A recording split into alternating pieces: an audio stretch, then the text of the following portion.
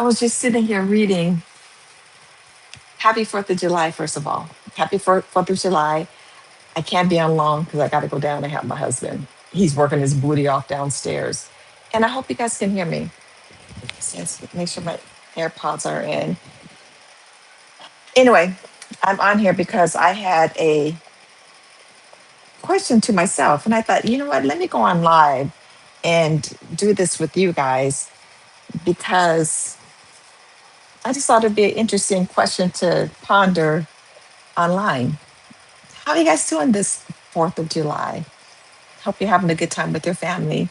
We're going to have ribs. We're going to have a good time and play some games and just have a really fun day. I have the fan going because it's hot in here today. Um, anyway, I was reading, as you guys know, I've been reading The Artist's Way. I'm going to read the chapter. I'm on chapter on week 5. I'm going to read what I read, and then I'm going to ponder the question with you.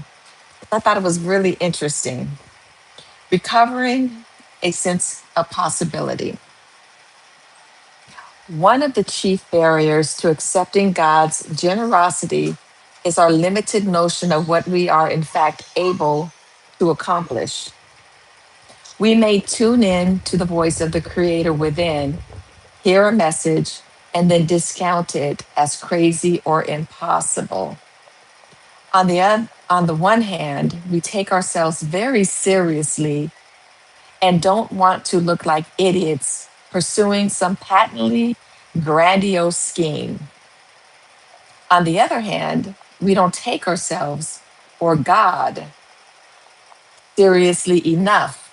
And so we define as gra- as grandiose many schemes that, with God's help, may fall well within our grasp. Remembering that God is my source, we are in the spiritual position of having an unlimited bank account. I believe that. Most of us never consider how this is where the part where it started speaking to me. Most of us never consider how powerful the creator really is. Instead, we draw very limited amounts of the power available to us. We decide how powerful God is for us. We unconsciously set a limit on how much God can give us or help us. We are stingy with ourselves. This is where it started coming to life to me. I'm like, what? And if we receive a gift beyond our imagining, we send it back. Let me see, I have one more little paragraph and then I stop. Let me ask this question on live. Some of you may be thinking that this sounds like the magic wand chapter. Hi, my CGG. Hi. Hello, hello. Thanks for joining me. Okay, so some of you, I'm reading from The Artist's Way. I just had a question I was asking myself, and I thought I'd ponder it live with you guys. Some of you may be thinking that this sounds like the magic wand chapter. I pray, and presto. Sometimes that is how it will feel. More often, we are talking about, more often, what we are talking about seems to be a conscious partnership in which we work along slowly and gradually, clearing away the wreckage of our negative patterning, clarifying the vision of what it is we want, learning to accept small pieces of that vision from whatever source, and then one day, presto, the vision seems to suddenly be in place. In other words, pray to catch the bus, then run as fast as you can. Okay, so I feel like there was something else in here that got me to thinking. Okay, I'm gonna read this one little paragraph, and then I'm gonna ask the question that came up to me. Okay, I'll just finish reading. But for this to happen, first of all, we must believe that we are allowed to catch the bus. We come to recognize that God is unlimited in supply. Hello, let me know if you can hear me. Hi, Elite. Let me know if you can hear me. For this to happen, first of all, we must believe that we are allowed to catch the bus. We come to recognize that God is unlimited in supply and that everyone has equal access. This begins to clear up guilt about having or getting too much, since everyone can draw on the universal supply. We deprive no one with our abundance. If we learn to think of receiving God's good as being an act of worship, cooperating with God's plan to manifest goodness in our lives, we can begin to let go of having to sabotage ourselves. One reason we are miserly with ourselves is scarcity thinking. We don't want our luck to run out. We don't want to overspend our spiritual abundance. Again, we are limiting our flow by anthropomorphizing God into a capricious parent figure. Remembering that God is our source and energy flow likes to extend itself, we become more able to tap our creative power effectively. God has lots of money. God has lots of movie ideas, novel ideas, poems, songs, paintings, acting jobs. God has a supply of love, friends, houses that are all available to us. And listening to the Creator within, we are led to our right path. On that path, we find friends, lovers, money, and meaningful work. Very often, when we cannot seem to find an adequate supply, it is because we are insisting on a particular human source of supply. We must learn to let the flow manifest itself where it will, not where will we find it, or not where we will let it. Okay, so the question that came to me was, why don't I believe I can have riches or financial abundance beyond what I already have? Do you guys, is that a question you ever ask yourself? How come that next person can have abundance? And how come I can't have it? Why? Why not me? So that was the question I had to ponder. And I really am asking myself that question. Why? Why do I think that I can't have abundance? I mean, mentally, when I think about it, yes, I mean, I think I know I can. I know I can have abundance. I know it will come. But here I am, and I don't have the abundance that I would like to have. And not out of greed, not an overabundance, but just enough to where I can really live a life, which I mean, I am living a life I want, but that I can really do things that I want to do because I'm limited financially. And being able to do the things I want to do and the things I want to give to my family, things I'd like to give to my sons, getting a space, where that accommodates us all and this just where we can just live and experience life without worrying about finances. But what is it about me that stops that? What is it about you that stops you from really believing that you can have abundance? I know for me, as I sit here and think, and I'm just thinking live with you, it's not something I've pondered. I'm pondering this with you at this moment. What I'm thinking that blocks me is I'm thinking I don't have something to offer that can bring in abundance. I thought my photography would do that. I worked hard on my photography business, but that did not bring the abundance I thought it was going to bring me. Um, I wanted to retire my husband through my photography. That never happened. I was just wanting to, if I could get to 10,000 a month, I was not making 10,000 a month. And I was disappointed because I put work into it for years, over 10 years, and it just never got to that point. And that was why I took a pause from photography, because I knew I had to change my mindset. I knew that if I wanted to build an income and build a good financial income, I was earning income, but I mean a good, abundantly amount for my photography, I had to change my mindset. So I took a pause from photography. So I thought, to change my mindset and learn how to change it so I can learn how to receive money. But during that time, my still small voice said, no, you're taking a break, period. Photography is a distraction for you. And so I stopped photography 5 years ago because I was called to stop so that I could sit still and get to change my mindset, but for other things, as far as I know. So I think my I don't believe I can have the riches that for me would be abundant is because I don't, what skills could I teach? I'm limiting myself to maybe what I can earn online. I don't know. I don't know. So that's something I'm going to ponder. How about you? I'm asking you that question for you. Do you believe that you could earn an abundance beyond what you think you can believe? So I just wanted to ponder that with you. Um, said, jotted some notes down.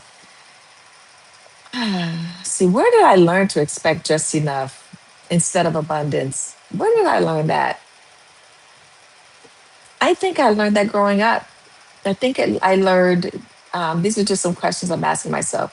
I think I learned that it was instilled in me that if you're rich, you can't go to heaven. That's what I was learning in church. If you're rich, and just rich people, you know, weren't good. I don't know. Not that I just thought that, and I thought it was beyond me. I thought it was for other people. So where did I learn to expect that just enough isn't, where did I learn to expect just enough instead of abundance?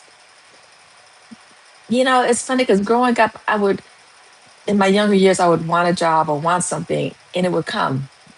It would end up happening. I'd be like, oh. And I realized that years ago in my 20s, I remember saying, whenever I wanted something, I ended up getting it. The jobs that I wanted, most of the jobs or some of the jobs, I ended up getting them. Places I wanted to work at and didn't know how I would get there, I ended up working in these spaces.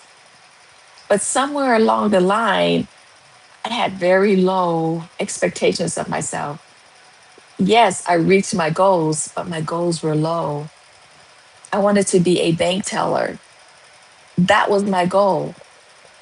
To me, that was like a bank teller looks like a businesswoman. I wanted to look like a businesswoman. I wanted to look like a professional. And I know this is funny. Some of y'all might think this is crazy. I went to bank teller school. I did. I went to bank teller school because I wanted to be a bank teller. I ended up becoming a bank teller. Did not make a lot of money, but I did go up and I ended up going into the support services administration. But my goals were so low. And even in the credit union, there were opportunities where I could have gotten into management, but my mind stopped me because I was scared. People pleaser. I was scared. I was afraid to get into positions, even in the loan department, in management department. I blocked myself. So I learned that I had to play small to please my mother. That's the only thing I could think of, and my siblings. Because if I thought bigger, if I thought larger, I would get like, oh, you think you're this, or just I would not get the support. I can't even say what it is, but I did not have that support. So I would say, excuse me, I would have to say it started in my home. It started in my home. Um, do I secretly believe having more would make me selfish? You know what? I used to think that. That's something else that people they teach you. And I'm going to go off this because, like I said, my husband's down the slave and making us a good Fourth of July meal. But did I secretly, or do I secretly believe having more would make me selfish. I think I felt like having more made me feel like maybe I was greedy. That's crazy. But I think that was my mindset. I felt like if I had more, I was being greedy instead of being satisfied with where I was at. See, these are things I'm going to have to really ponder because these are blocking me from what the universe, what the blessings that want to flow my way. Because money and abundance is a relationship. And sometimes we sabotage it without even realizing it. Oh my goodness. And I'm going to ask this last question. Am I afraid of success because it would require, this is good. Okay, this is a good one. I'm going to have to come back and finish off these questions. Do I secretly believe? No, no, no. Am I afraid? Listen to this, y'all. Am I afraid of success because it would require a different version of me? That right there is deep. That is so deep for me. I'm gonna ask it one more time because this is that deep for me. Ask yourself this question too if you're in the same situation, if you're blocking your blessings. Am I afraid of success because it would require a different version of me? In my mind, I'm going to go after this. In my mind, a person that is successful has to be firm, um, has to be a leader and be able to tell people no and not be a people pleaser. I was a great people pleaser. So changing, and that's what stopped me from taking promotions, certain promotions, when they were offered to me because of different I see myself as this weak, scared person. That's the version and the vision I grew up having. And even still, I have to fight that I'm weak, that I'm scared, and that blocks me. And the version that I feel I need to be successful is outspoken, fearless, of course, smart and intelligent. I feel fine in that area. Can I always go yes? But it's just standing up confidently. That's still like it's tough for me because it's so deeply. I grew up my entire life feeling weak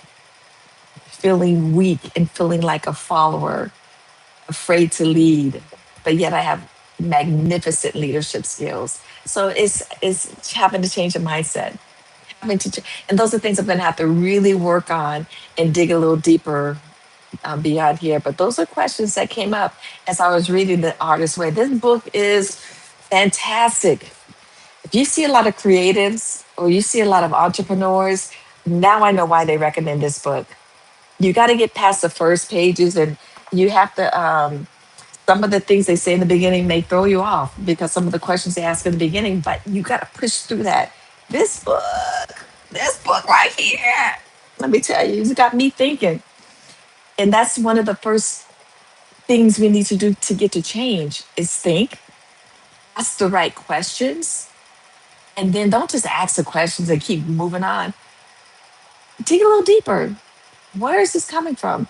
And then it's just like a surgeon going in, and you got to go in and you got to dig and you got to peel away and pull out some of that old stuff. And it's a lifetime process. So don't think you're going to just, that's it, it's done. No, no, it's daily, daily, daily, constantly reaffirming. So, anyway, that's it. Started off with why don't I believe I can have riches? And see here, I wrote it down myself. This was a question I asked myself in my journal. Ding, that's what I wrote, scribbled.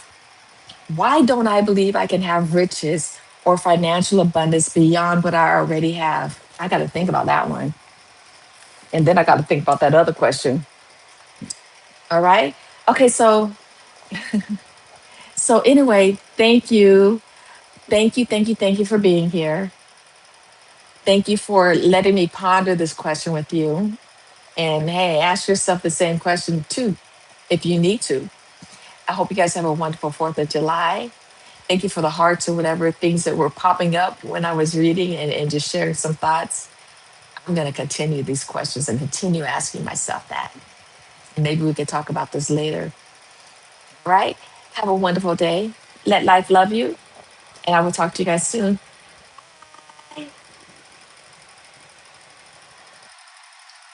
Oops. See you later. Have a good one, y'all. Let life love you. Bye bye.